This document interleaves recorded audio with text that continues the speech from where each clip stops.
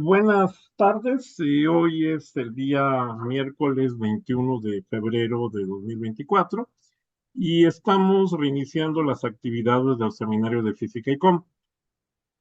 Como primera plática, pues invitamos al doctor Antonio Tonatiu Ramos Sánchez de la Facultad de Ciencias de la UNAM, quien va a dar la plática estadística completa de matrices aleatorias diluidas no hermitianas. Y bueno, antes de dar la palabra, bueno, primero agradecerle que da la plática, pero también mencionar que, digamos, en su trayectoria académica ha desarrollado como físico teórico, estudió la licenciatura en física en la Facultad de Ciencias, tomando tema de física nuclear.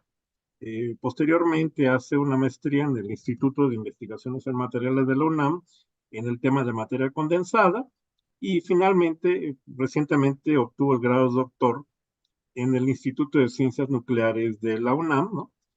Donde su investigación se centró en la teoría de matrices aleatorias, específicamente en las llamadas matrices aleatorias diluidas, ¿no?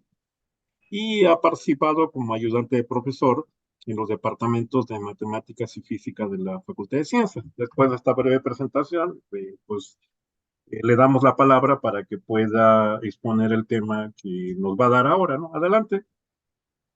Claro, sí. Bueno, muchas gracias. Antes que nada, quisiera agradecer a los organizadores de este seminario, del Seminario de Física y Cómputo, por permitirme participar, participación que yo solicité. En particular, quisiera agradecerle al doctor David, quien fue con quien puse en contacto y muy amablemente me sugirió ante este comité. Bueno, entonces, como ya se mencionó, yo voy a dar esta plática en los siguientes minutos. Mi objetivo es poder compartir, sobre todo con los estudiantes, la investigación doctoral que yo desarrollé durante mis estudios doctorales. Bueno, parte de ella, parte la desarrollé en el Instituto de Física y parte en el Instituto de Ciencias Nucleares.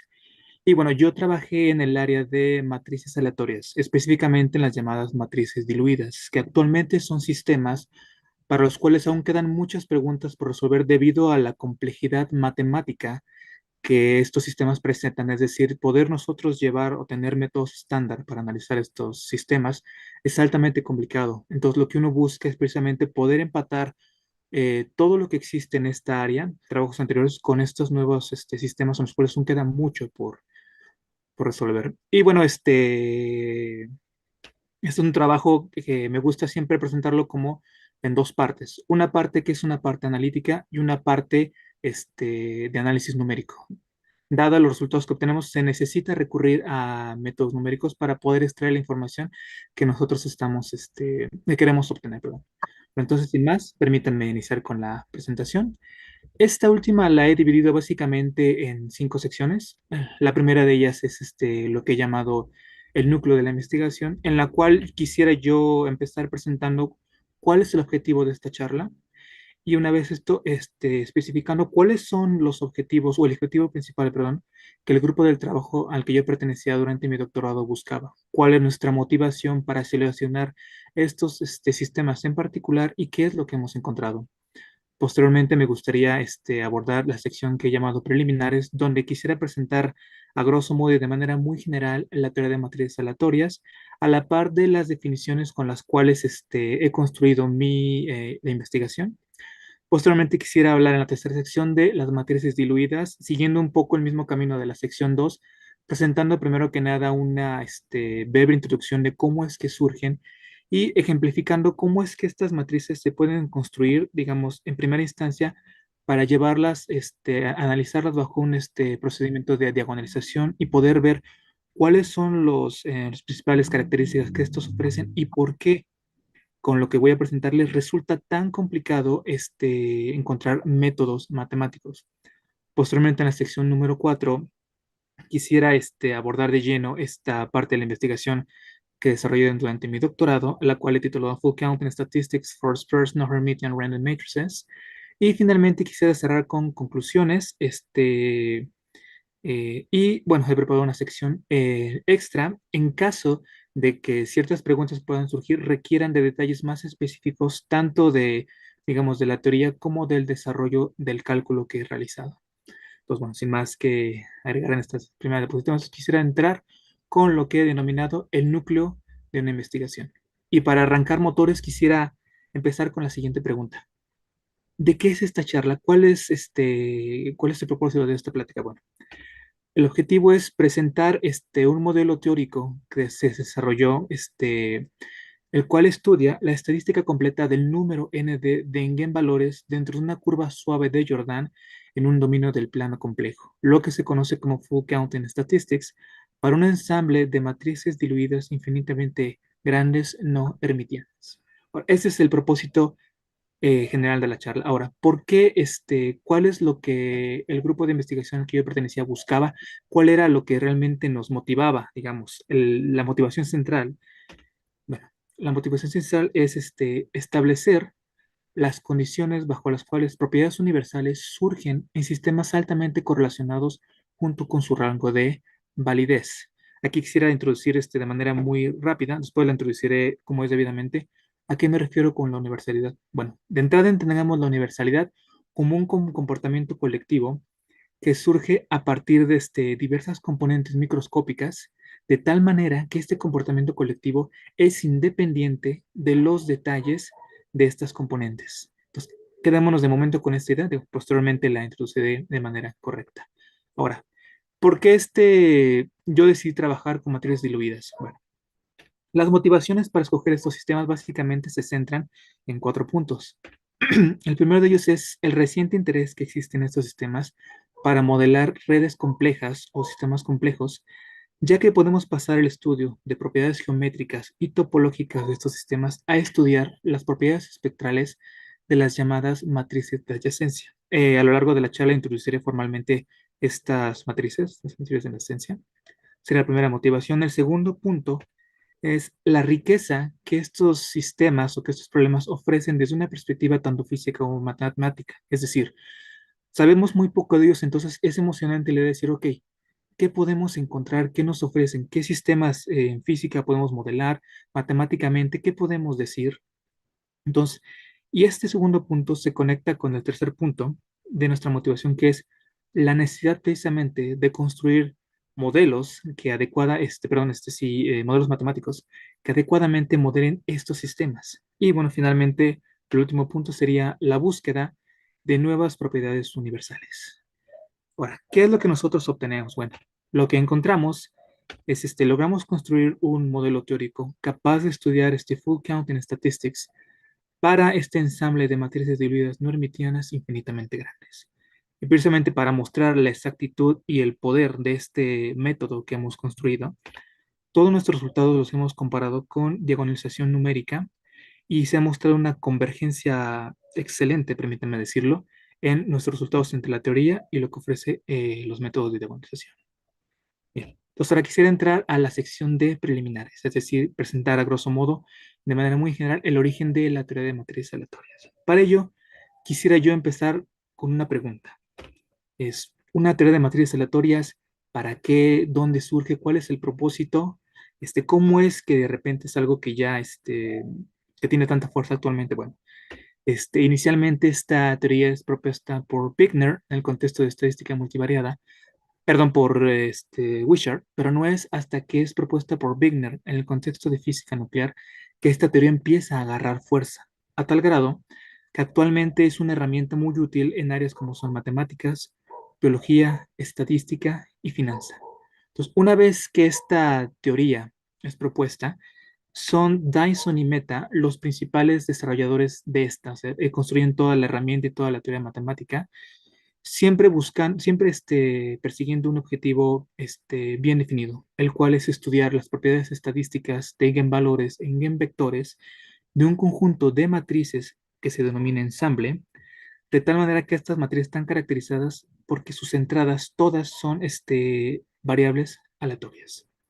Dentro de la física, la idea inicial o como se propone esta teoría es poder modelar hamiltonianos, operadores hamiltonianos que muchas veces resultan altamente complicados de trabajar y en muchas otras es tan complicado el sistema a modelar que ni siquiera se conoce la expresión del hamiltoniano. Todo lo que se propone es, ok, no sabemos cuál es, reemplacemos este hamiltoniano por una matriz cuyas entradas sean variables aleatorias. Y sorprendentemente ha funcionado.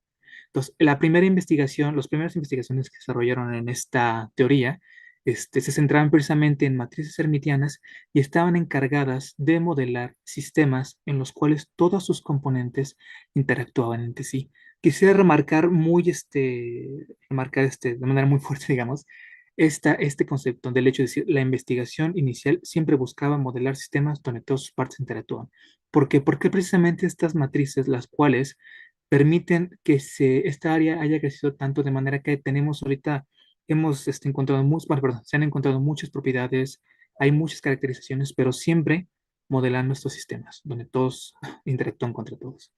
Y bueno, actualmente la teoría de matrices aleatorias es una rama más de la física teórica con sus propios conceptos y métodos. Bueno, para cerrar esta primera diapositiva, quisiera presentar a los que yo considero los principales padres de esta teoría. Obviamente hay mucha gente que ha contribuido, pero bueno, considero que estos son los más importantes. Es John Wishart, Eugene Wigner, Madame Lalmeta y Freeman Dyson. Perfecto. Entonces ahora, ya que hemos presentado un contexto histórico, quisiera proseguir con la pregunta entonces clave. Bueno, ¿qué es una matriz aleatoria? Por lo que he comentado en la diapositiva anterior, me parece que ya queda bastante clara la dirección en la cual uno puede decir, bueno, una matriz aleatoria es esto. No obstante, entonces lo que voy a presentar son las definiciones bases bajo las cuales se construye toda la investigación que voy a desarrollar, ¿no? Entonces, la primera de ellas es, bueno, ¿qué es una matriz aleatoria? No es más que una matriz cuyas entradas son variables aleatorias que toman valores en los reales, complejos, los cuaterniones y los octaniones. Como siempre sabemos, bueno, dado una matriz, definimos su espectro, el cual yo denoto como lambda A, como el conjunto de eigenvalores de estas matrices. Bueno, a lo largo de mi investigación, yo trabajo exclusivamente dentro de el campo de los complejos y con matrices cuadradas. Por lo tanto, permítanme introducir la siguiente definición. Dado una matriz cuadrada, en los complejos con espectro lambda de A, definimos la densidad espectral empírica a partir de la siguiente ecuación. Como pueden ver, simplemente Oye, una pregunta, a ver, creo que, a ver, es que no solamente se está viendo la primera página de tu presentación. no ha avanzado la presentación. No, no ha avanzado, entonces, es que no sé si la pongas en pantalla completa, tal vez sea lo más adecuado.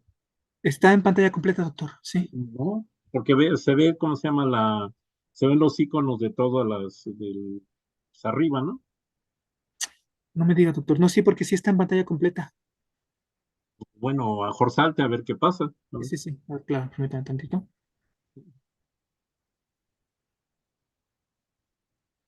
O se elija, bueno, posiblemente es la selección ¿cómo se llama? La selección. A ver, vamos a ver. Ya se ve, ahora ya se ve, está bien. A ver, Adelante. voy a volver a presentarla en pantalla completa. Por favor, coménteme si por favor se ve. Sí,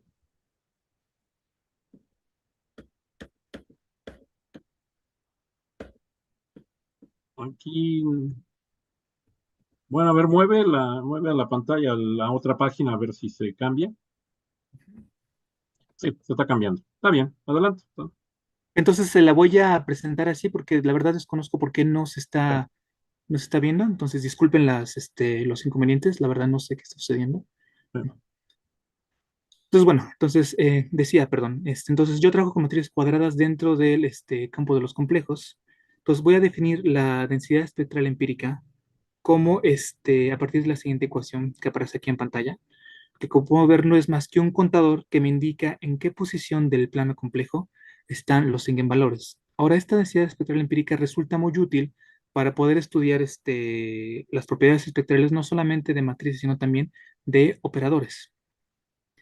En las aplicaciones, si nos centramos en las aplicaciones que estas matrices pueden tener, las entradas C y J representan la fuerza de interacción que existe entre ciertos pares de los elementos de los sistemas que se están modelando. Bien, ahora entonces quisiera hablar formalmente de lo que es la universalidad. Yo comenté hace unos minutos que la universalidad es un comportamiento colectivo que proviene de diversas contribuciones microscópicas. Entonces, esta idea tan general se traslada a las matrices aleatorias como una propiedad que existe para matrices en el límite de matrices infinitamente grandes, que nos dice que las propiedades estadísticas de eigenvalores e eigenvectores son las mismas y son independientes de los detalles bajo los cuales la matriz se construye. Entonces, de una manera más formal, la premisa crucial de la teoría de matrices aleatorias es que a gran escala el comportamiento que estas matrices puedan tener debe estar gobernado por sus simetrías y las propiedades estadísticas deben ser independientes de los detalles bajo los cuales estas matrices estén concluidas.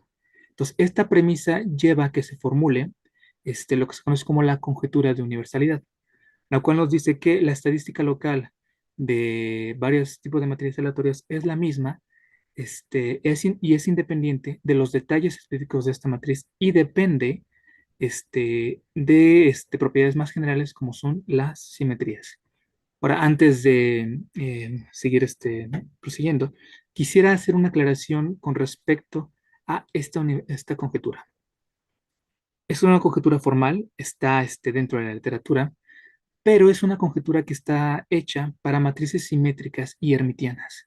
Hasta este momento y hasta donde es de mi conocimiento, no existe un enunciado formal para las matrices no hermitianas. Todo lo que se ha construido, todas las investigaciones que se han realizado, nos llevan a creer que puede ser algo muy similar, pero hasta este momento no se tiene formalmente un enunciado como en este caso.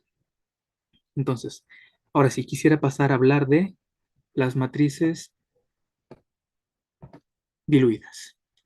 Pues ahora, yo remarqué muy fuertemente, por decirlo de esta manera, que los primeros trabajos y mucho de lo que se ha construido dentro de la teoría siempre ha sido considerando matrices que modelan sistemas en los cuales todas las componentes interaccionan entre sí. Entonces, para introducir estas matrices quisiera hacer la siguiente observación. ¿Qué sucede si yo hago una dilución de las interacciones? Es decir, ¿qué tal ahora si yo impongo que de todos estos componentes que pienso modelar, únicamente hay interacción entre unos cuantos, no entre todos? Entonces, esta es la pregunta a la cual se construyen estas matrices. Su presencia se motiva dentro del contexto de sistemas de spin para estudiar transiciones de fase magnéticas. Se propone básicamente por Viana y Bray y posteriormente es trabajado por estos investigadores, Rogers, Dominicis y Fyodorov, investigadores que actualmente siguen contribuyendo en esta área. También aparecen de manera natural dentro de la teoría de grafos.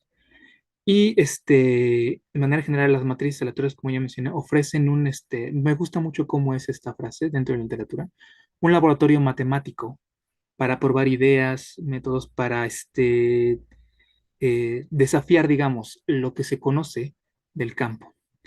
Actualmente, bueno, las matrices, este tipo de matrices modelan sistemas complejos, donde los componentes, como mencioné, interactúan únicamente con cierto número, no con el total.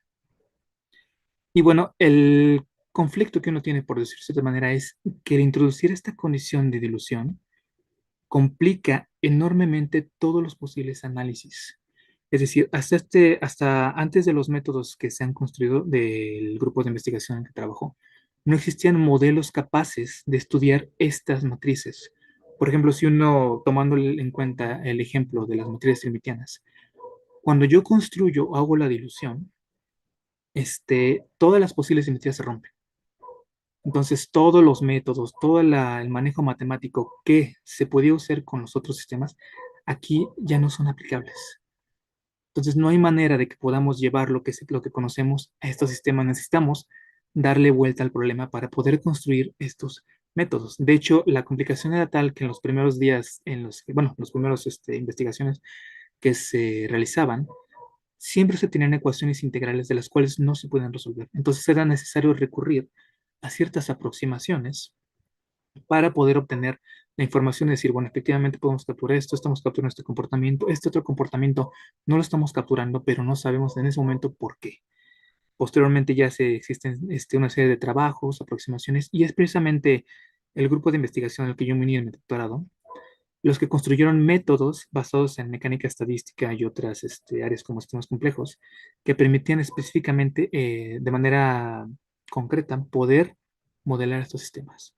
Actualmente el interés en estos sistemas yace en el hecho de que, como mencioné, podemos obtener propiedades geométricas y topológicas de sistemas complejos, pasándolas a estudiar propiedades espectrales de estas matrices de adyacencia. Ahora, antes de proseguir, quisiera hacer hincapié en esta pequeña notita que pongo acá. Entonces, yo he dicho, ok, ¿qué sucede si yo hago una dilución en las interacciones? Pero la pregunta es, ok, ¿cómo yo hago eso? Entonces, para ilustrar primeramente este concepto, permítanme presentarlo de una manera un tanto caricaturista. De este lado yo tengo un ensamble, o una matriz, perdón, en la cual todas sus entradas son distintas de cero. Es decir, modelo un sistema donde todos sus elementos interaccionan entre sí.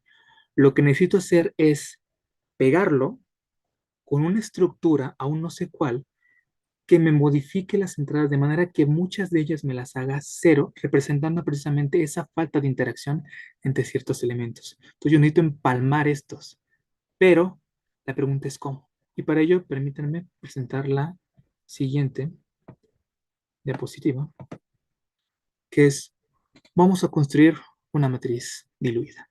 Entonces, para ello, quisiera antes que nada enunciar la definición formal de una matriz diluida. Una matriz diluida es una matriz que tiene un número finito de elementos distintos de cero, los cuales siguen una distribución general de probabilidad ρ de j. Pero en la literatura existen varias maneras de hacer esta definición de dilución. A mí esta en particular me gusta mucho debido a que es la definición de los trabajos seminales en los cuales se abordan estos temas. Por ello es que la presento.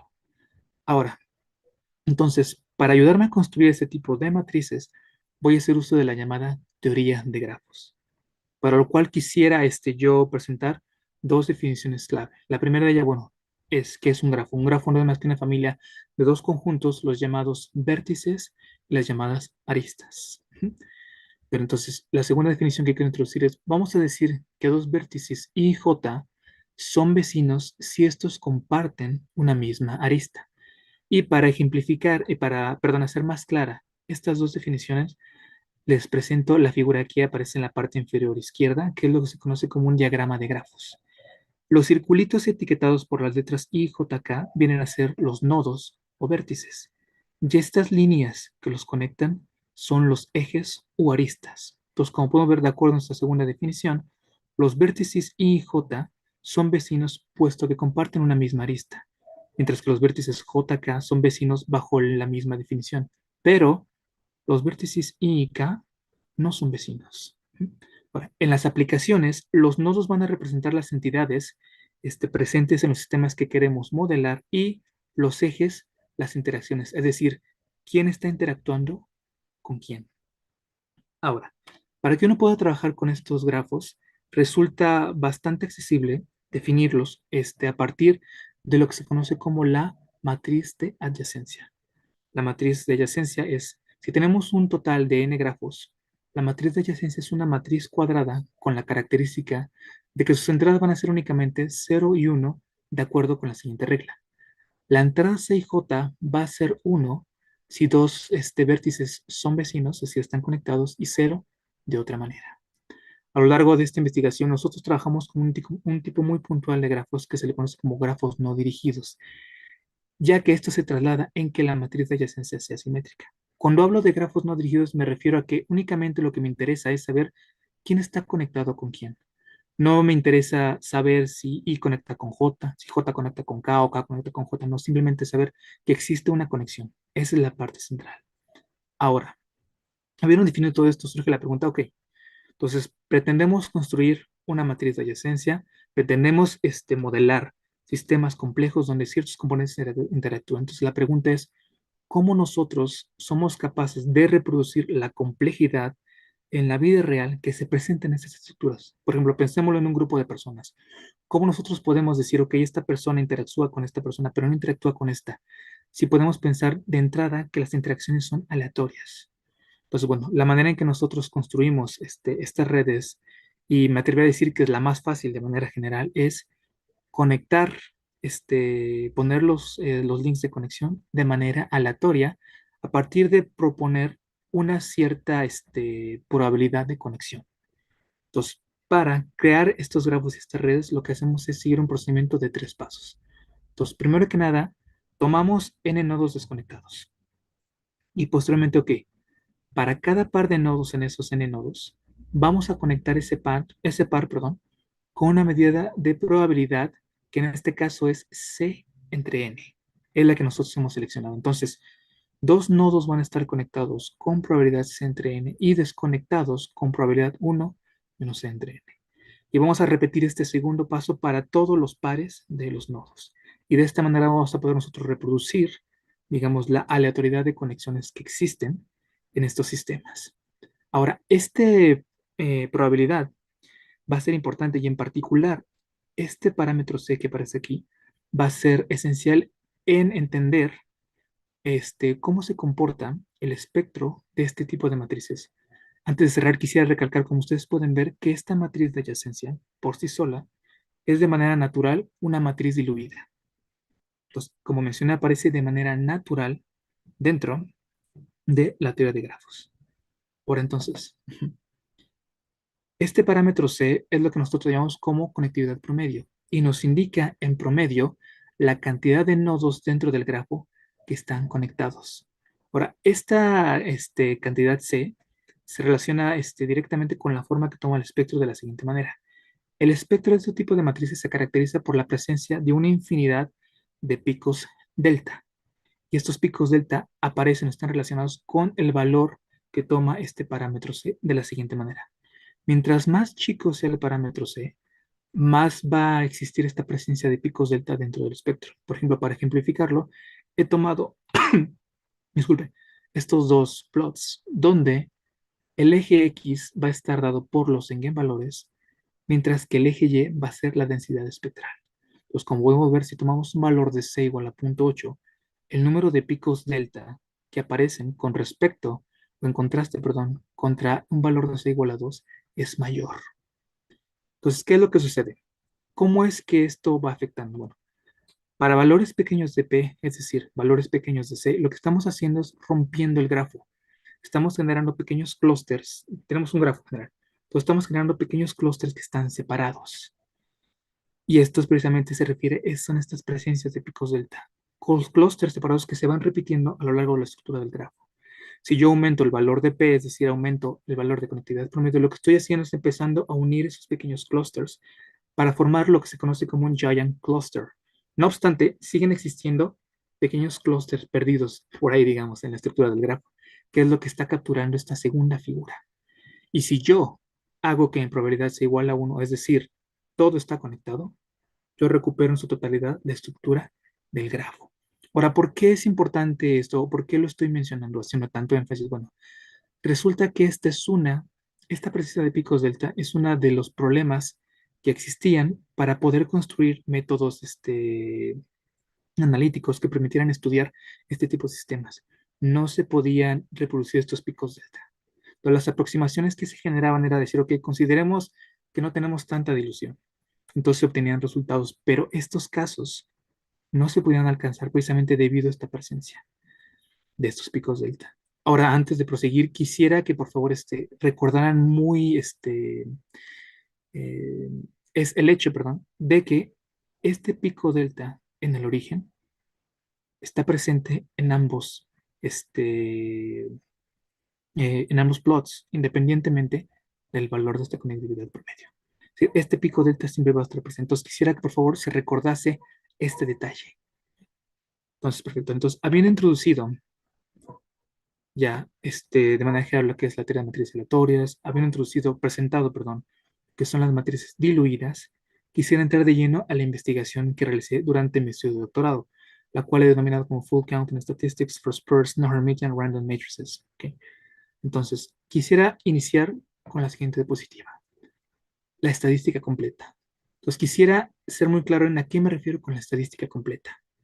Cuando nosotros tenemos una variable aleatoria, una variable aleatoria es una función que surge de lo que se conoce como, que va, perdón, de lo que se le llama el espacio de muestreo a los reales en la teoría de probabilidad. Nosotros tenemos una variable aleatoria, nosotros siempre estamos interesados en conocer su promedio o su varianza. Pero entonces, ¿qué sucede si yo hago la pregunta, ok, ¿qué sucede más allá del promedio y la varianza? ¿Cómo se comporta esta variable aleatoria lejos de de esa estadística? Pues a esto, a ese comportamiento lejos de la estadística es lo que se conoce como fluctuaciones atípicas. Ya lo que ocurre cerca del promedio es lo que se conoce como fluctuaciones típicas. Entonces, para poder estudiar la estadística completa, es decir, tanto fluctuaciones típicas como atípicas, utilizamos lo que se conoce como la teoría de grandes desviaciones. La teoría de grandes desviaciones no es más que una teoría probabilística que está encargada de estudiar precisamente estos eventos atípicos, estas fluctuaciones raras de una variable aleatoria. La parte central de esta teoría es asumir que estas probabilidades decaen exponencialmente de acuerdo a la siguiente expresión aquí, que aparece aquí. Aquí en este caso, yn va a ser mi variable aleatoria. N es un parámetro extensivo que parametriza esta variable aleatoria. Entonces, esta ecuación me dice que la probabilidad de que esta variable aleatoria sea igual a un cierto valor x alejado de su promedio, cuando este parámetro extensivo tiene infinito, converge asintóticamente de manera exponencial, de esta manera, con phi de x, lo que se conoce como la función tasa. Dicho de otra manera, estas probabilidades en el límite cuando n tiende a infinito decaen de manera exponencial con velocidad n y función tasa phi de x.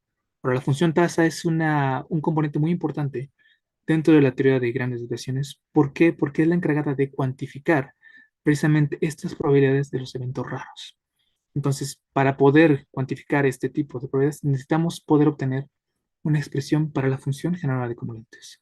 Entonces, la pregunta es, ok, ¿cómo podemos obtenerla? Para ello, hacemos uso de otra entidad que se define dentro de la teoría de matrices, perdón, de grandes desviaciones, que se conoce como la función generadora de acumulantes, la cual está definida por la siguiente expresión que aparece en pantalla. Aquí nuevamente, como pueden ver, ya viene de manera implícita este límite cuando el parámetro extensivo tiene infinito, es decir, se hace infinitamente grande. Y bueno, aquí nuevamente y es mi variable aleatoria y esta mu que aparece aquí es la variable independiente de esta función generadora de acumulantes y va a tomar valores únicamente dentro de los reales. Ahora, la relación entre esta función que acabo de definir y la función tasa se da a partir de lo que se conoce como el teorema de Gardner-Ellis, que nos dice que estas dos funciones se relacionan a través de una transformada de Legendre. Entonces, perfecto. Entonces, esa es toda la herramienta que necesito para poder trabajar. Entonces, ahora sí, permítame dar paso al desarrollo de el proyecto que quiero mostrarles. Entonces, quisiera empezar con lo que yo he denominado como el camino analítico. Entonces, vamos a partir de la siguiente manera. Vamos a tomar una matriz cuadrada en los complejos que sea únicamente no hermitiana. Es decir, no impongo en este punto ninguna condición.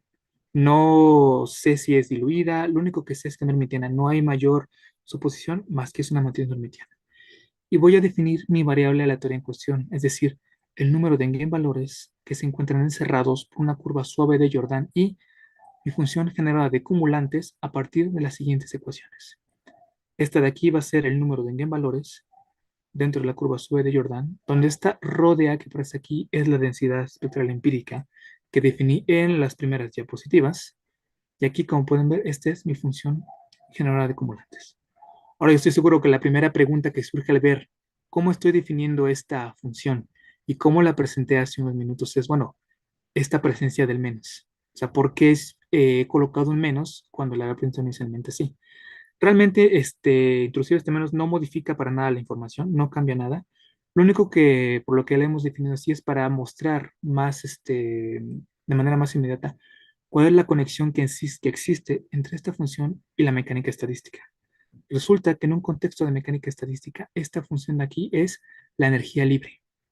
Entonces, por eso es la presencia de estos menos. Ahora, yo acabo de mencionar que cómo puedo obtener las fluctuaciones atípicas, pero no he mencionado nada de cómo puedo obtener las fluctuaciones típicas.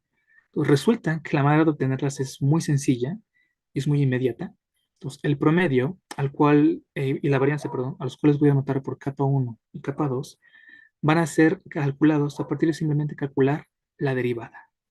Específicamente, el promedio va a ser la primera derivada de la función generadora de acumulantes, evaluando el parámetro mu en cero, y la varianza va a ser la segunda derivada, nuevamente evaluando el parámetro mu en cero. Ok. Entonces, ahora, llegado a este punto, ¿cuál es nuestra misión? ¿Cuál es lo que vamos a perseguir ahora? Bueno, todo el desarrollo analítico de este proyecto consiste en poder reescribir la función generadora de acumulantes en una forma en la que adecuadamente podamos extraer toda esta información analítica que estoy presentando. Si yo quisiera de manera inmediata calcularla a partir de esto que tengo acá, resulta muy complicado. De hecho, me atrevo a decir que resultaría imposible, dada la complejidad de las ecuaciones.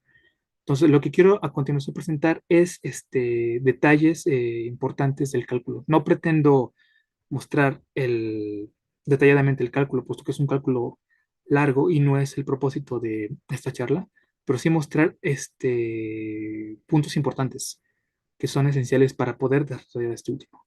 Entonces, permítame pasar a la siguiente diapositiva. Esto es bueno. Subsecuentemente, una serie de manipulaciones, nosotros vamos a ser capaces de expresar esta función general de acumulantes de la siguiente manera. Entonces, aquí este nuevo límite que ha aparecido de L tendiendo a infinito, lo que está representando es una discretización. Para poder nosotros avanzar en el cálculo, hemos tomado la curva de Jordan y la hemos discretizado en un conjunto de puntos, los cuales pretendemos recuperar después al hacer tender este límite a infinito, es decir, pasar de algo discreto a algo continuo. Ahora, siguiendo con los elementos de esta ecuación, los exponentes n más y n menos son números complejos que se definen dentro del desarrollo del mismo cálculo, los cuales se definen de esta manera. N más menos va a ser más menos mu, es decir, el parámetro de la función general de acumulantes, sobre 2pi. La función q de a, que aparece aquí dentro del bracket, indicando el promedio de mi variable aleatoria, va a ser una integral gaussiana sobre un conjunto de espinores xi y xi dagger. Ok, pues ahora antes de proseguir, quisiera hacer la primera aclaración. Aquí yo tengo QDA con un subíndice A, pero aquí parece no aparecer la matriz hermitiana. Esto es porque se encuentra de manera implícita dentro de esta B y J. Estas B y J son matrices complejas de 2 por 2 y la matriz A se encuentra dentro de estas.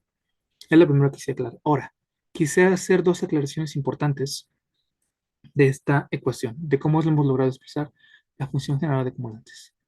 La primera de ellas es que la expresión depende exactamente de la matriz aleatoria A.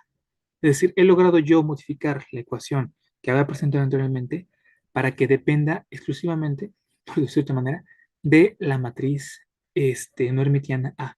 Y el segundo punto, esta expresión de aquí es una expresión general que resulta válida en principio para cualquier contorno dentro del plano complejo y cualquier matriz no hermitiana del tipo campo medio. Este tipo de matriz se le llama así cuando la interacción entre componentes no depende de la distancia entre ellos, es decir, son interacciones independientes de los detalles de lo que están conectando. Se le llama así tipo campo medio. Ahora, antes de proseguir, quisiera también hacer una conexión con la mecánica estadística. Como ya mencioné, bueno, esta función general de acumulantes es representa energía libre, pero esta función QDA que aparece aquí, la interpretación física que le damos es la función de partición de un conjunto de espinores Xi y Xi dagger, los cuales están posicionados sobre un grafo donde las interacciones están representadas por estas matrices B y J. Eso es lo que quisiera entonces remarcar de esta expresión. Ahora, si yo quisiera proseguir de manera inmediata, me encuentro con el problema de que estos coeficientes que están potenciando la función QDA son números complejos. Entonces yo no puedo simplemente potenciarlos de manera irresponsable, digamos. Entonces lo que voy a hacer va a ser recurrir a un método que está muy utilizado dentro de la teoría de vidrios de spin, que se llama el método de réplicas. Y consta básicamente de tres pasos. El primero es asumir que estos coeficientes n más y n menos van a ser enteros positivos, es decir, voy a hacer trampa. Voy a olvidarme por un momento que son exponentes complejos y voy a decir que son exponentes enteros. Voy a realizar todos los cálculos pertinentes, en particular voy a calcular este límite cuando n tiene infinito, es decir, la dimensión de mi matriz tiene infinito, y de las ecuaciones resultantes voy a hacer una continuación analítica de esto que he propuesto como enteros positivos a sus valores complejos. Entonces ese es el método que voy a utilizar para saltarme el inconveniente que presentan por ser números complejos. Ahora, yo hasta este punto no he mencionado nada de dilución. Sigo trabajando con una matriz no hermitiana general. Entonces la pregunta es, ok, ¿dónde entra la dilución? Para ello, voy a reescribir A y J, las entradas de la matriz no hermitiana, con el producto de C y J por unas variables J y J. C y J son las entradas de la matriz de adyacencia que he definido dentro de la teoría de grafos, las cuales llevan consigo la información de la topología del grafo. Y estas J y J van a representarme las interacciones asimétricas entre sitios. Dicho de otra forma, lo que yo voy a hacer es empalmar la matriz no hermitiana sobre mi matriz de grafos. Si yo hago esto de manera inmediata, entonces lo que tengo es una matriz diluida que es simétrica. Y el propósito de estas J y J es que yo modifique esta matriz diluida simétrica a una matriz diluida no hermitiana. Y de esta manera ya he pasado de una descripción general de una matriz no hermitiana a una matriz diluida no hermitiana. Entonces, recurriendo a métodos de la teoría de divisores de spin, de mecánica estadística, teoría de matrices aleatorias, somos nosotros capaces de reescribir, de obtener una expresión final, perdón, para la función general de acumulantes, el promedio y la varianza. Ahora, los detalles de estas ecuaciones, no se preocupen, no son importantes para el objetivo de esta charla. Lo importante que quisiera yo remarcar de estas ecuaciones es lo siguiente. Son ecuaciones altamente complicadas, es decir, yo no puedo resolverlas a partir de métodos analíticos, no se puede. Y como pueden ver, todas estas están expresadas en términos de una serie de promedios, en especial promedios con respecto a unas variables gamma y r, gamma prima y r prima, que son variables que se van construyendo dentro del mismo desarrollo del cálculo. Entonces, esto formalmente lo que me dice es, ok, el promedio para cualquier funcional que dependa de estas variables gamma y r, va a ser la integral sobre una densidad funcional de probabilidad que depende de igual manera de estas variables gamma y r. Al final de cuentas, estas variables gamma y r son matrices complejas, pero más allá de eso, lo importante es que van a ser las variables bajo las cuales esta densidad de probabilidad va a evolucionar. Entonces, eso es lo que quisiera yo con que nos quedáramos de estas ecuaciones, más allá de cómo serían de manera exacta. Entonces, eso es lo importante. ¿Por qué? Porque es precisamente este punto el que marca la conclusión del camino analítico. Por medios analíticos yo ya no puedo llegar aquí, ya no puedo salir de esto. Este es mi límite.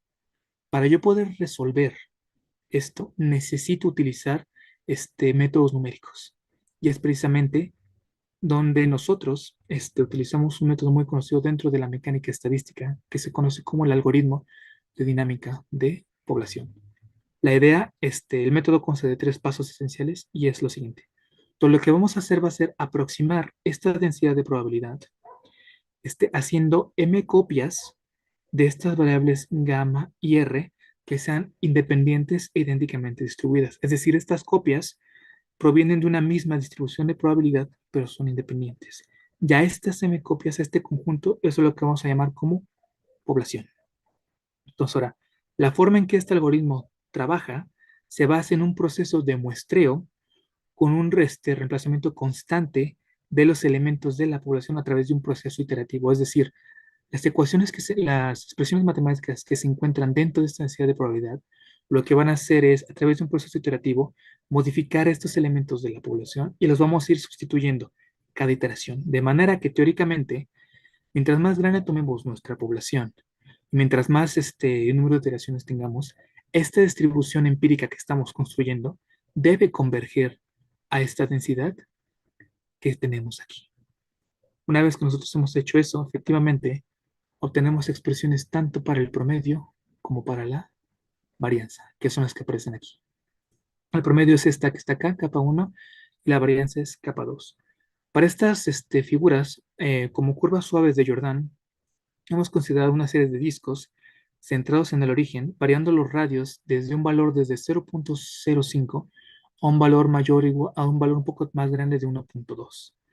Hemos considerado valores de conectividad promedio de C igual a 3 y C igual a 10, es decir, estamos considerando una matriz con considerable grado de dilución y una matriz no tan diluida para mostrar que efectivamente el método funciona independientemente del grado de dilución que exista en el sistema. Y como variables J y J para mostrar la no hermeticidad de esta matriz, hemos considerado variables gaussianas. Entonces, permítanme comentarles cuáles son los elementos de estas figuras. Los marcadores aquí, los marcadores geométricos, estas figuritas, representan resultados por diagonalización numérica, considerando diferentes tipos de matrices de 100, 250, 500, 1000 y 1500. Las líneas de color, las líneas continuas de color rojo y naranja que aparecen, aquí en la figura desafortunadamente no se aprecian tanto, pero es el mismo color. La de C igual a 3 es una línea roja y la de C igual a 10 es una línea naranja. Representan los resultados teóricos obtenidos a través del algoritmo de dinámica de población. Y esta franja de color rosa y naranja que envuelve a este resultado teórico es el error numérico que se obtiene a partir de utilizar este algoritmo de dinámica de población. Entonces, ¿qué es lo importante de estas figuras? Bueno, lo primero es, el primer punto es que para una conectividad promedio de C igual a 3, es decir, un grado presente de dilución, ambos cumulantes, el promedio y la varianza, convergen a un valor distinto de cero. Porque es importante. Recordarán que yo les pedí que recordaran que en el espectro de matrices diluidas, el pico delta en el origen estaba presente independientemente del valor de C. Pues es precisamente es esto lo que está capturando, es decir, el número de eigenvalores. Si yo tomo un disco muy chiquito centrado en el origen, está viendo precisamente ese pico delta, es decir, existe una cantidad de eigenvalores que no es cero. Entonces está capturando ese pico delta.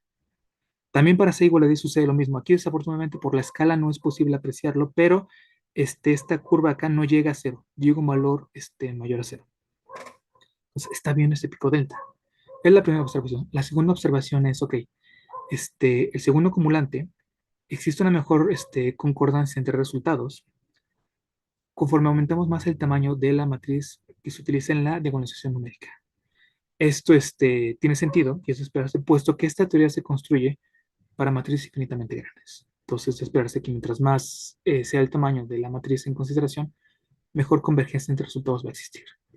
Y el último punto es que para valores pequeños de C, en particular aquí para C igual a 3, la franja de el error numérico es muy grande o más grande comparado con el que aparece para C igual a 10. Es decir, el método está viendo estos picos delta, las fluctuaciones que existen dentro del espectro. Y esto precisamente se refleja en este error numérico. Entonces, esto es una buena noticia porque entonces el método está viendo todo. Ve los picos delta, los resultados se ven reflejados esta presencia, cómo cambia con nivel de dilución. Entonces, es una buena noticia que tenemos. Entonces, bueno, esto que acabo de explicar, bueno, es para las fluctuaciones típicas. Ahora, ¿qué sucede con las fluctuaciones atípicas? Bueno, para ello, voy a hacer uso de la teoría de grandes desviaciones, que me dicen que la probabilidad de que el número de eigenvalores de una fracción del total decae de manera exponencial con la siguiente ecuación que aparece en pantalla. Ay, me voy a poner esto, disculpe. Que aparece en pantalla. Es decir, las probabilidades decaen de manera exponencial con velocidad n, función tasa phi de gamma, la cual está dada y se relaciona con la función general de acumulantes que definimos a partir de la transformada de Legendre. Esto nos permite hacer una formulación paramétrica de la función tasa en términos del promedio y la función general de acumulantes, que son cantidades que ya logramos obtener en la diapositiva anterior. Aquí, para obtener esta gráfica que presento acá, consideramos como curva suave de Jordan un disco centrado en el origen de radio R igual a 0.5. Entonces, al ver esta gráfica, permite nuevamente decirles cuáles son los elementos que la componen. Aquí, n es la fracción de eigenvalores definida como el número de eigenvalores dentro de la curva de Jordan entre el total. Los markers que aparecen son nuevamente resultados por diagonalización para tres tamaños diferentes de matrices. La línea roja nuevamente es el resultado teórico y la franja de color que la envuelve es el error numérico. Entonces, los tres puntos importantes a rescatar de este plot es la concordancia que existe entre diagonalización y teoría, conforme la dimensión de las matrices en diagonalización aumenta. Lo cual, repito, tiene sentido porque es una teoría para matrices infinitamente grandes. El segundo punto es cómo es que esta función tasa es asimétrica. Y esta es una característica de esta función tasa. La función tasa va a tener siempre un mínimo en el valor promedio de la variable aleatoria. Entonces, esta función tasa cumple con eso y además con ser asimétrica. Y este último punto resulta importante. ¿Por qué? Porque esto implica que la función tasa va a crecer más rápido para valores a la derecha de este valor promedio que valores a la izquierda. Bueno, ¿y por qué eso es importante? Bueno, pues resulta que análisis numéricos que se han llevado a cabo en este tipo de matrices en general, en matrices no simétricas, indican la presencia de repulsión de eigenvalores cerca del origen. Entonces, eso significa que las probabilidades es menos probable, debido a esa repulsión, que yo pueda concentrar mayor cantidad de eigenvalores cerca del origen. Entonces, si esta función tasa me cuantifica esas probabilidades raras, va a crecer más rápido precisamente para esos casos por la imposibilidad, digamos, de que yo pueda concentrar esos eigenvalores dentro del origen. Y bueno, ya para concluir, me gustaría cerrar con la sección de conclusiones, que es con lo que me gustaría que nos fuéramos de esta charla, los puntos principales. Entonces, el primero es, bueno, que este método puede utilizarse en principio para cualquier matriz no hermitiana del tipo campo medio y para cualquier curva suave de Jordan. El segundo punto es que la teoría efectivamente permite estudiar la estadística completa de esta variable aleatoria NA y toma en cuenta la presencia de los diferentes picos delta a lo largo del espectro. Tercer punto es que el método permite capturar los diferentes niveles de repulsión presente en el espectro.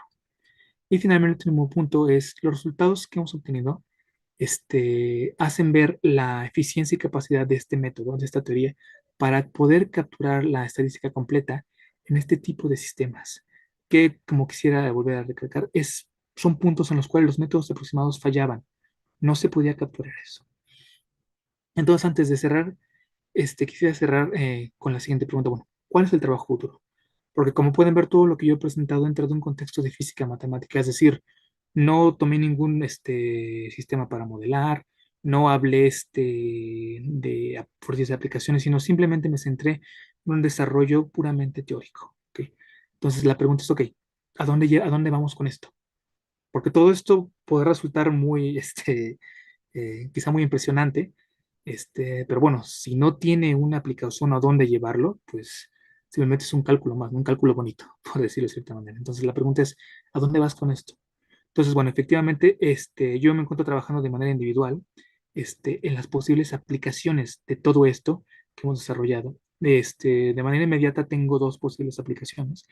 La primera de ellas es en lo que se conoce como matrices laplacianas y en lo segundo como las matrices aleatorias de tasa de transición. De este segundo caso no les puedo hablar mucho porque apenas estoy investigando, pero me parece que puede haber una buena aplicación de la teoría aquí.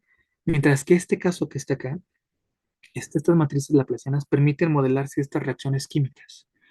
Entonces es un proyecto que quiero desarrollar con un colega mío, de hecho es un amigo muy querido que está siendo un doctorado en química, de manera que podamos juntar su campo de investigación con el mío y podamos ver qué podemos decir de estas matrices laplacianas utilizando este método que hemos desarrollado con la parte de la química. Y bueno, con eso quisiera cerrar. Les agradezco su atención. Les ofrezco nuevamente una disculpa por el percance que tuvimos con las diapositivas. No sé qué sucedió. Y bueno, quedo atento a cualquier duda, pregunta o observación que tengan. Muchas gracias. Bueno, gracias a ti. Y bueno, mira, esto que pasó, no eres tú el primero que nos ha pasado, ¿no? No, digo, lo que pasa es que también yo no me fijé al principio, ¿no? Estaba viendo otra cosa, ¿no? Y cuando me di cuenta, pues ocurrió, ¿no? No te preocupes, ¿no? Eso pasa. Bueno, yo tengo que también ver como organizador por qué, para que no vuelva a pasar en el futuro. Sobre todo esa es mi responsabilidad, ¿no?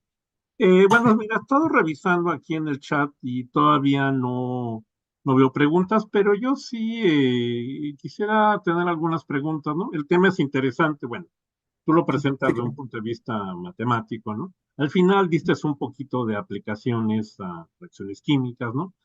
Pero Ujú. bueno, tu trabajo fue de hecho en ciencias nucleares, ¿no?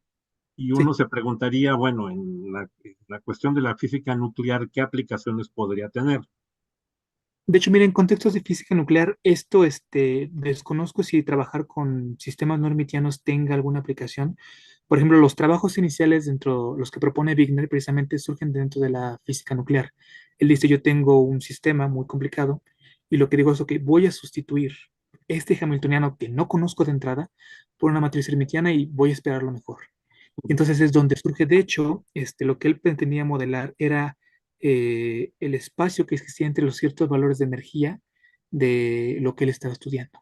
Entonces es lo que él propone y su surgimiento surge precisamente dentro de la física nuclear. Actualmente no sabré decirle si estos sistemas se utilizan. Yo no he leído ningún trabajo que que utilice este tipo de sistemas. No obstante, me parece muy interesante investigar si todo esto que hemos desarrollado podría ir de la mano precisamente con las ciencias nucleares. Valdría la pena investigarlo. Y muchas gracias por la pregunta. No me lo había planteado, pero sí resulta interesante si surge dentro de la física nuclear, seguir con ese hilo de inspiración para poder aplicar esto. No sé si muchas gracias. ¿Eh? Sí, sí. Bueno, mira, otra cosa, bueno, yo vi el título y esto de matrices diluidas, bueno, eh, de hecho en inglés, pues sí, el término sí lo conozco, pero no lo había pensado como en la traducción que tú das, ¿no? Y bueno, es buena la traducción, eso sí lo entiendo. Y bueno, ¿por qué? Bueno, yo como trabajo también en métodos numéricos y se ocupa, ¿no? Esto de esparce matrix, ¿no? Para, bueno, sobre todo en el estudio, por ejemplo, resolver ecuaciones diferenciales, parciales, ¿no? Ujú. ¿No? Bueno, entonces, bueno, ese es el comentario que quería hacer, ¿no? Respecto a tu plática, es interesante, ¿no? Pero bueno, mira, sigo viendo aquí el chat, no encuentro todavía preguntas, ¿no? Esperaremos un ratito. Le Sí, decimos a quien quiera preguntar que mande algo a través del chat y como decía, se la pasamos al ponente. Eh, sí, sí, claro. Pregunten con libertad. Sí, sí. ah, Cualquier duda que tengan, yo encantado de responderla. bueno, entonces, bueno, esperamos un ratito, lo que pasa es que siempre entre que hablamos y transmite y llega a YouTube pasan como medio minuto. Entonces, pues esperamos un rato, no sé si quieras decir algún comentario más, esperando a ver si llega alguna pregunta, si no, pues acabamos aquí, bueno, acabamos el seminario, ¿no? Pues nada más quisiera motivar a los alumnos para que estudien esta área, quizá no mi tema matriz de Lides, pero sí que conozcan esta área, es un área que promete mucho. Por ejemplo, aquellos estudiantes que se sienten muy emocionados por las cuestiones de la física matemática, estos temas requieren de mucho background matemático.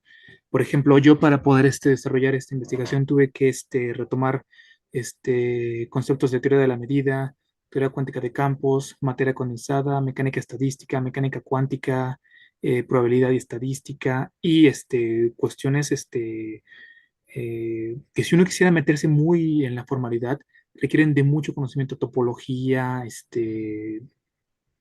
muchas cosas. Entonces, pues sí motivar a los alumnos a que conozcan esta área, que en mi experiencia creo que en general es un área muy conocida, las matrices aleatorias. Entonces, que se motiven. No necesariamente tiene que ser este tipo de sistemas. Hay muchos, de hecho, el área de matrices aleatorias tiene muchas aplicaciones. De hecho, ahorita uno de los campos que está teniendo mucha fuerza son las redes neuronales, que se modelan con este tipo de sistemas. Por ejemplo, yo hablé de los grafos no dirigidos. Para este tipo de sistemas, también dentro de la biología se utilizan lo que se conoce como grafos dirigidos, que uno modela, por ejemplo, ciertos comportamientos entre células. Entonces, resulta importante saber, bueno, la célula A se comunica con la célula B, pero no necesariamente la B con la A, entonces importa la dirección de conexión. Entonces, sí motivar a los alumnos a que investiguen, se sientan atraídos por esta área que les digo, si quieren verla desde el punto de vista de la física matemática, hay mucho que aprender, mucho que estudiar, mucho que comprender. Y desde las aplicaciones también está muy fuerte en econofísica, o sea, que no se olviden de ella, pues. Creo que será el mensaje que me gustaría dejarle a los alumnos que estén viendo la transmisión. Bueno, llegó una pregunta de Sergio Hernández Zapata. Dice, ¿por qué Ujú. aquí se utilizan matrices no hermitianas? Ah, porque yo trabajo con matrices no hermitianas. ¿Sí? Ujú. Ok, porque el trabajo para matrices hermitianas, ya había sido desarrollado, ya tenemos una caracterización. Entonces, lo que nosotros buscábamos es, ok, ya se ha trabajado con matrices hermitianas, ya se han hecho ciertos trabajos.